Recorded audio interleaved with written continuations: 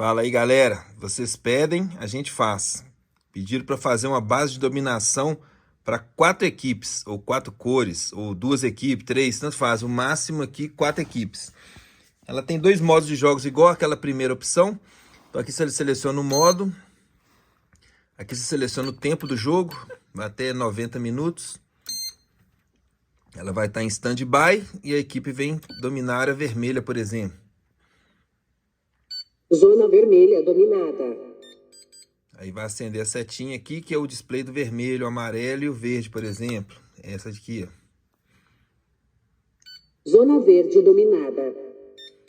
Aí a turma pergunta, quem não tem conhecimento do Airsoft, para que serve isso? É um aparelho, um brinquedo, para as equipes dominarem a área que elas tiverem ali naquela hora. Então chegou a equipe amarela ali, ela eliminou todos os oponentes, dominou a área, vai começar a contar Zona amarela dominada. o tempo da área que ela está dominando, as outras estão em stand-by aguardando. A equipe vermelha foi lá, eliminou o amarelo, tomou aquela área ali, aquela parte do jogo, do campo, né? Vai lá, dominou ali, inverteu, parou o tempo do amarelo e começa do vermelho. E por aí vai. Zona vermelha dominada. No final daquele tempo que lá no início a gente programou, ela vai mostrar quem ficou mais tempo dominando e vai mostrar quem ganhou e pronto, beleza? Essa já tem novidade, ela funciona com bateria interna recarregável, você não precisa de colocar bateria nela.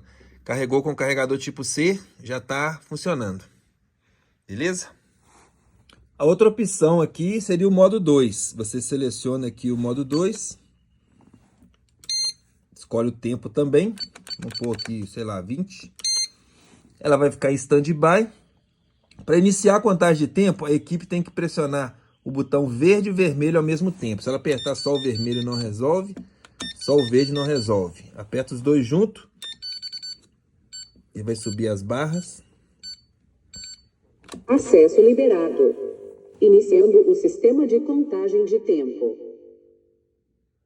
Começa a contagem de tempo e aí a outra equipe tem que achar esse cartão black aqui.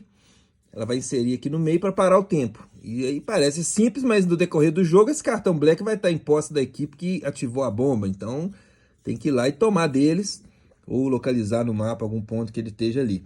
E conectou aqui e aperta o botão azul. Mantém apertado.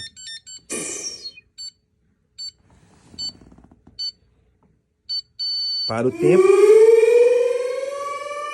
E toca a sirene indicando que terminou o jogo, beleza?